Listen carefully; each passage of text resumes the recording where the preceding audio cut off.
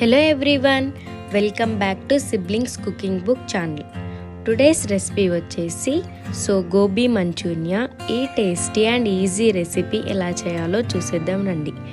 First of all ఒక bowl తీసేసుకొని దాంట్లో కొద్దిగా హాట్ వాటర్ యాడ్ చేసేసుకోవాలి. ఆ బౌల్లోకి దాంట్లోనే కొద్దిగా సాల్ట్, 1/2 టేబుల్ స్పూన్, దాంట్లోనే ముందుగానే కట్ చేసి పెట్టుకున్న గోబీ, క్యాలీఫ్లవర్స్ యాడ్ చేసేసుకోవాలి. చిన్న చిన్న ముక్కలుగా చేసేసుకొని సాల్ట్ వాటర్లో బాగా గోబీ పువ్వులను వాష్ చేసేసుకోవాలి. అలా వాష్ చేసుకోవడం ద్వారా మంచిగా క్లీన్ అయిపోతుంది గోబీ ఇక్కడే.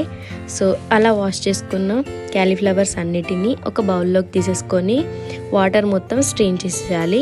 మరొక బౌల్ తీసేసుకొని దాంట్లోనే కార్న్ఫ్లవర్, మైదా పిండి, టేస్ట్కి సరిపోయిన సాల్ట్, కారం, కొద్దిగా పసుపు యాడ్ చేసేసుకొని బాగా కలుపుకోవాలి.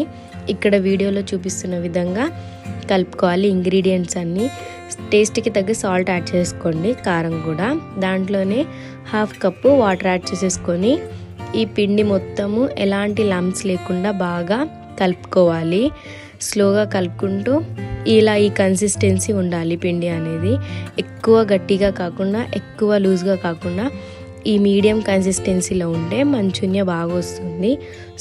ముందుగానే సాల్ట్ వాటర్లో కడిగి పెట్టుకున్న క్యాలీఫ్లవర్ అన్నిటిని తీసేసుకొని ఈ పిండిలోకి యాడ్ చేసేసుకోవాలి. కార్న్ఫ్లవర్ ముందుగానే ప్రిపేర్ చేసుకున్న పిండిలోకి యాడ్ చేసేసుకొని ఒక బౌల్లో ఆయిల్ హీట్ చేసేసుకోవాలి హై ఫ్లేమ్లో. ఆయిల్ బాగా హీట్ అయ్యాక ఫ్లేమ్ లో చేసేసి గోబీ ఫ్లవర్స్ అన్నిటిని యాడ్ చేసేసుకోవాలి. యాడ్ చేసుకున్న తర్వాత ఫ్లేమ్ లోలో పెట్టేసి ఒక రెడ్ కలర్ వచ్చేంత వరకు క్యాలీఫ్లవర్ని బాగా వేయించుకోవాలి ఆయిల్లో. ఇక్కడ చూపిస్తున్న విధంగా ఇలా. ఈ రేంజ్లో కుక్ అయ్యాక క్యాలీఫ్లవర్ని బయటికి తీసేయాలి.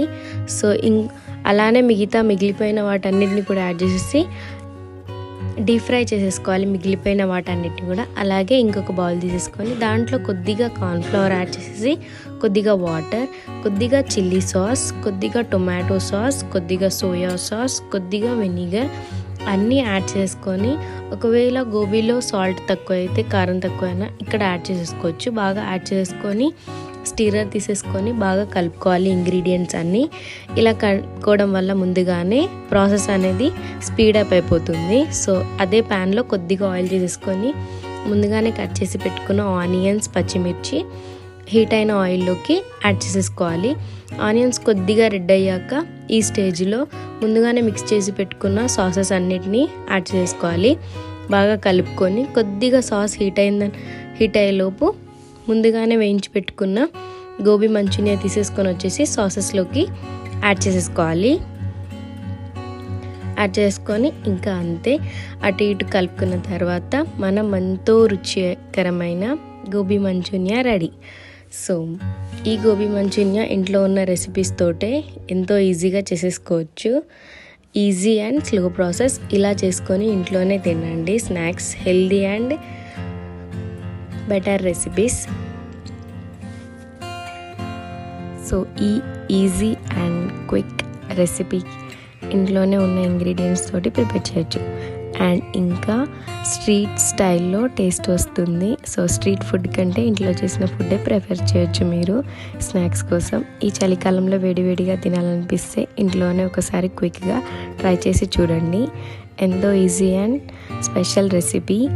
మీకు మా వీడియో నచ్చినట్టయితే like, share and subscribe. For more videos subscribe to our channel.